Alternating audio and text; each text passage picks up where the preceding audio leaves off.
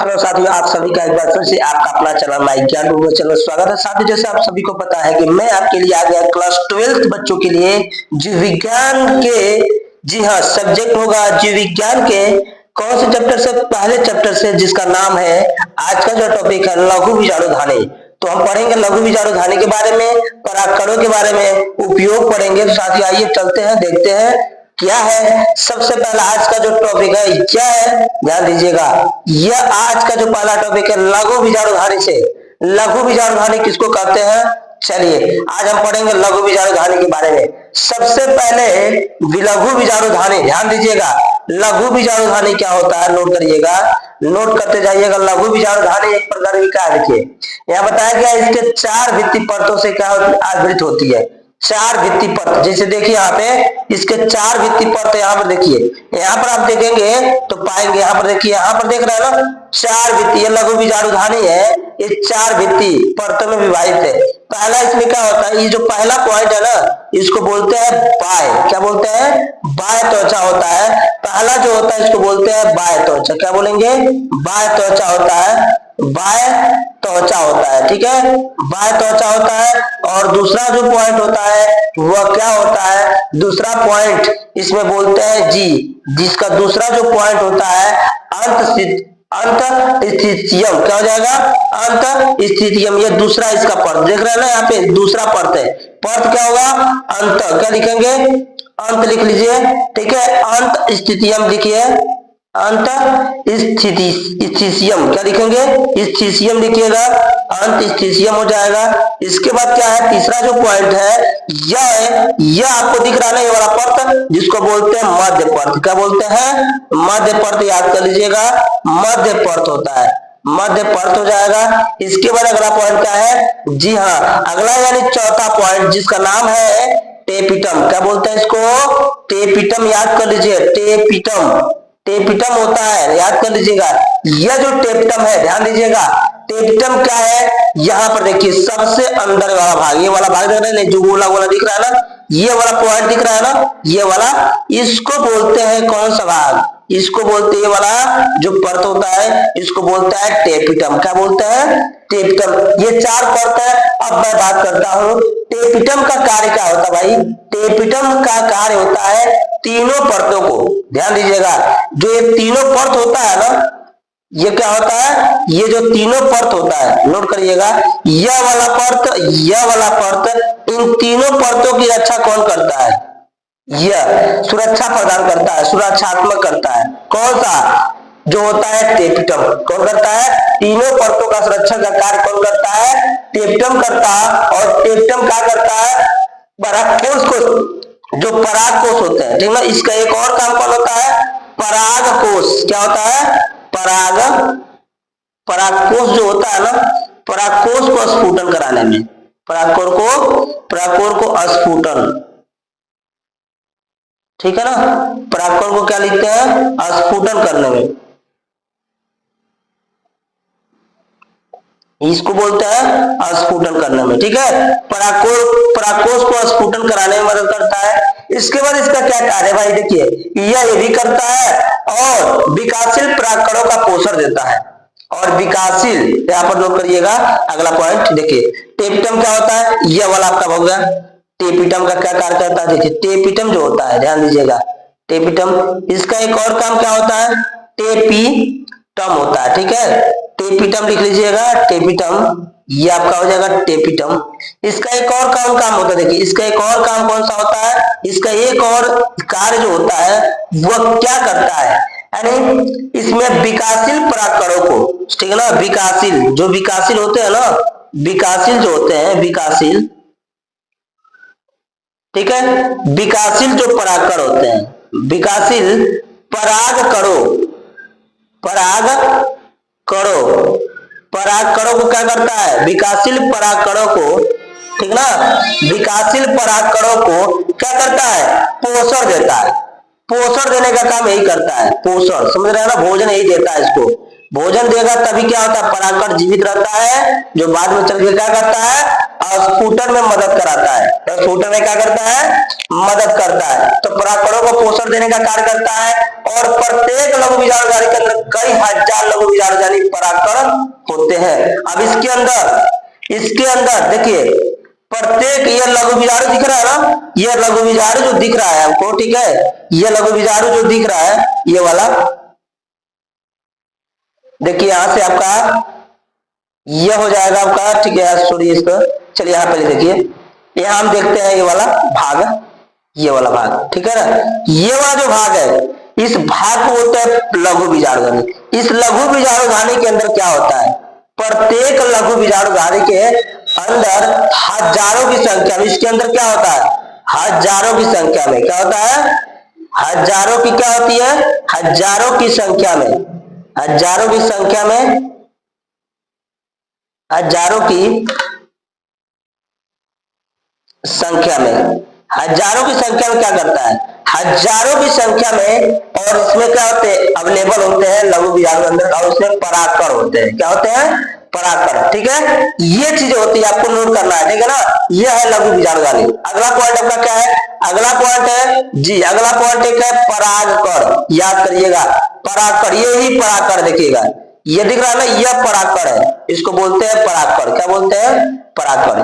देखिए इस परागकण का होता है, यह पुष्प का नर भाग, पुष्प का नर युग्मक कहा जाता है। इस परागकण को क्या कर देंगे, पराग जो कण होता है, ठीक है ना, ये जो परागकण होता है, परागण क्या होता है, देखिए परागकण क्या होता है,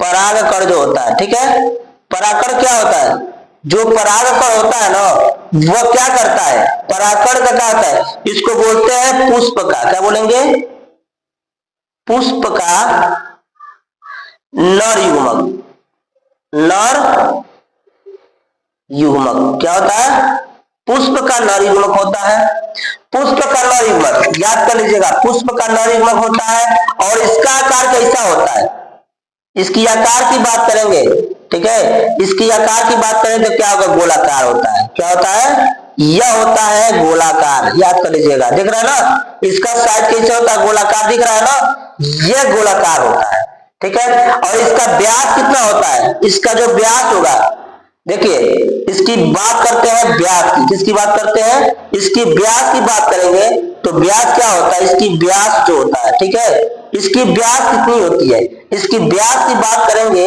इसका व्यास कितना होता है भाई, इसका व्यास होता है 25 से कितना होता है, 25 से 50 माइक्रो, क्या होता है, माइक्रोमीटर होता है, याद कर लीजिएगा, माइक्रोमीटर इसकी जो साइज होती है, इसकी जो ये व्यास होती है, ये देख रहा ना, इसका जो व्यास है भाई, यह जो व्यास है दिख रहा ना, यह जो व्यास दिख रहा ना, ये व्यास, यही व्यास है, इसकी व्यास कितनी होती है, 25 से 50 माइक्रोमीटर होता है, ठीक है।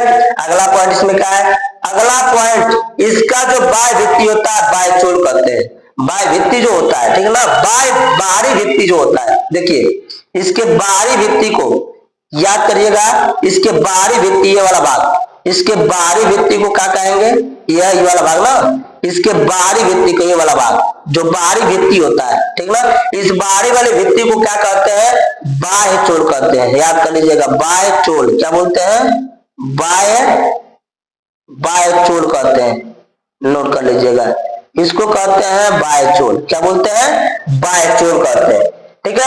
अब बताते हैं आपको कि ये बनता कैसे, परागकण बनता कैसे, तो याद कर लीजिएगा, परागकण जो होता है, ठीक है, ये बनता कैसे है तो बता रहे हैं इसकी, देखिए यह जो आप सब नोट कर लीजिए, चलते आगे, देखिए परागकण जो बनता है, किसका बनता है, परागकण जो होता है, परागकण जो होता है, ये बनता किसका है जी, इसको स्पोरो क्या होता है, स्पोरोलेनिन होता है, इसको बोलते हैं स्पोरोलेनिन का बना होता है, किसका बनाता है, याद कर लीजिएगा, यह बना होता है स्पोरो, क्या होता है, स्पोरो हो जाएगा, स्पोरोलेनिन, लेनिन क्या होता है, इसको बोलते हैं स्पोरो ले, क्या होता है, स्पोरोलेनिन होता है, स्पोरोलेनिन का बना होता है। किसका बना होता है? स्पोरोलेनिन का बना होता है। और इसके अंदर क्या होती है भैया? इसके अंदर याद करो भैया क्या होता है? इसके अंदर जो होता है ना, ये क्या होता है? बाहरी भित्ति, ठीक है ना। इसके अंदर ये क्या होता है? सर्वाधिक ज्ञात प्रतिरोधक कार्बनिक। इसके अंदर क्या होता है? सर्वाधिक क्या होता है? सर्वाधिक होता है, सर्वाधिक ज्ञात, ठीक ना। सर्वाधिक सर्वाधिक सर्वाधिक ज्ञात सर्वाधिक ज्ञात प्रतिरोधक, क्या बोलते हैं इसको?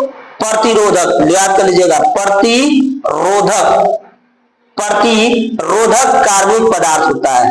प्रतिरोधक क्या होता है? कार्बनिक पदार्थ होता है, ठीक है। इसके अंदर, ठीक है ना, यह जो इसके परागकण में होता है, सामग्री होती है, क्या होती है? सामग्री होती है, ठीक है ना, जो क्या करता है? यह मदद करवाता है। चलिए आप बात करते हैं, देखिए यह प्रतिरोधक कार्बनिक पदार्थ हो गया, ठीक है। अब इसका आंतरिक भित्ति को क्या कहा जाता है? इसकी आंतरिक भित्ति को जानते क्या कहा जाता है? आंतरिक भित्ति को अंतःचूर्ण कहा जाता है, नोट कर लीजिएगा, ठीक है। अब हम बात करते हैं किसकी? परागकणों का। देखिए अब इसका यह सेल्यूलोज के पेक्टिन की बनी होती है। ये किसकी बनी होती है? देखिए इसके जो अंतः परत किसकी बनी होती है? ध्यान दीजिएगा, इसका जो बना होता है सेलुलोज, जो बाहरी परत होता है, किसका बना होता है? यह सेलुलोज का बना होता है। किसका बनता है? सेलुलोज का, ठीक है ना। यह सेलुलोज एवं किसका बनता है?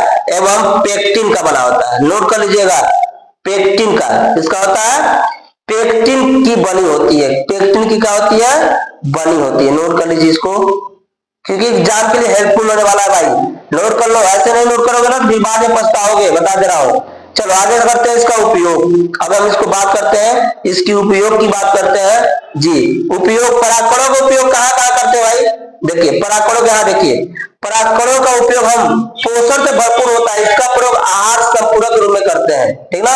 ये देख रहा है टैबलेट, ये देख रहा है, ये कैप्सूल दिख रहा है ना, कैप्सूल, कैप्सूल, कैप्सूल बनाने में यह जो कैप्सूल काम आती है, किस काम आती है? यह जो कैप्सूल आती है आहार संपूरक होती है। क्या होती है? आहार संपूरक, समझ रहा है ना। आहार संपूरक का मतलब क्या होता है? आहार,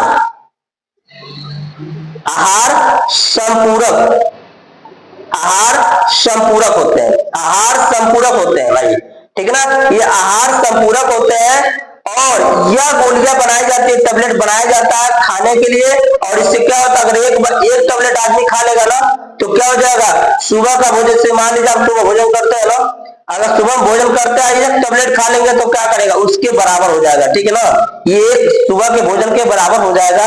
और इसका प्रयोग, ठीक है ना, पश्चिमी देशों में, इसका प्रयोग पश्चिमी देशों में भारी मात्रा में, समझ रहे हैं ना। इसका जो प्रयोग हो रहा है, इसका प्रयोग, इसका जो क्या है, इसका जो प्रयोग है, ठीक है ना, इसका प्रयोग क्या है? पश्चिमी देशों में, पश्चिमी देशों में, पश्चिमी देशों में क्या हो रहा है?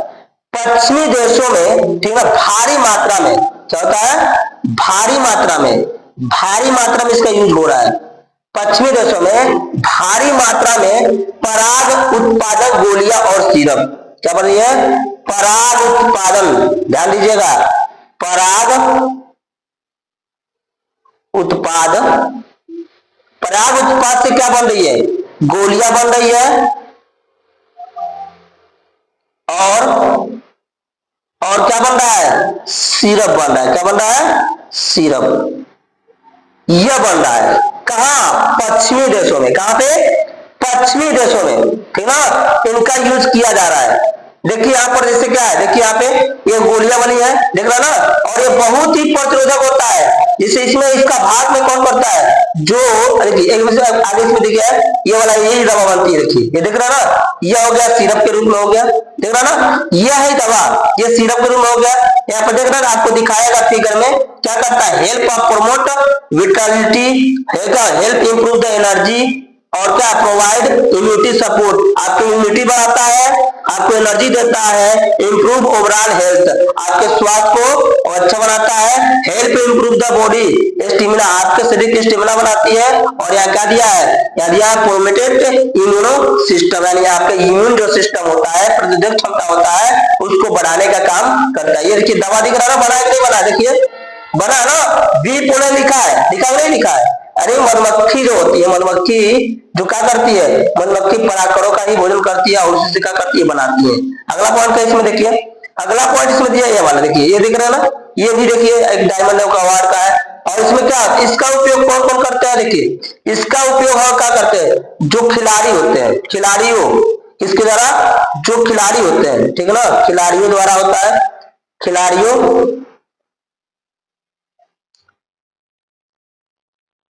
खिलाड़ियों क्या है, खिलाड़ियों और धावकों, धावक क्या हो जाएगा, धावक, धावक अश्वों,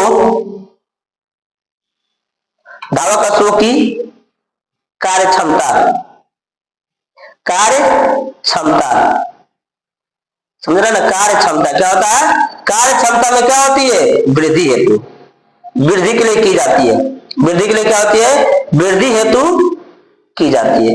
जैसे आप देखे होंगे कि जब खिलाड़ी खेलने जाता है ना, तो खेलने से पहले उसका क्या होता है, खेलने से पहले, ठीक ना, खेल शुरू होने से पहले, खेल शुरू,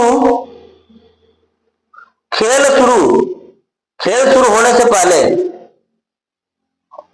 होने से पहले क्या किया जाता है, पहले उसको मेडिकल जांच होता है, क्या होता है, एक मेडिकल जांच की जाती है, इसलिए की जाती है कि वह जो खिलाड़ी है इस गोली को तो लिया नहीं है, नहीं लिया हुआ तो क्या कहलाता है, ये चीटिंग कहलाता है, क्या, एक बार चीटिंग करवाना, इसको बोलते हैं लोग, बता है इसको चीटिंग भी कह सकते हैं, क्योंकि वो चीटिंग कर रहा है, और क्या करता है, जब उसकी रोग प्रतिरोधक क्षमता बढ़ जाएगी तो क्या करेगा, वो हारेगा नहीं, और आराम से क्या करेगा, अपने दौड़ को, अपने खेल में जो होती है, तो खिलाड़ियों को सबसे पहले, जाने से पहले, खेलने से पहले उसको क्या किया जाता है, एक मेडिकल जांच होती है, तब उसको बाद क्या एंट्री दी जाती है। तो गाइस आज आपके लिए इतना ही, कल फिर से मैं आपके लिए कुछ इंपोर्टेंट और भी क्वेश्चन लेकर आएंगे, तो साथियों आज के लिए इतना है, कल फिर मिलेंगे, टाटा बाय बाय। एक बार सभी लोग ध्यान दीजिएगा, वीडियो को शेयर लाइक जरूर करिएगा, ठीक है ना, शेयर कर दीजिएगा, लाइक कर दीजिएगा, और चैनल पर नए हो तो सब्सक्राइब जरूर करिएगा। तो चलते हैं, बाय बाय, टेक केयर, जय हिंद।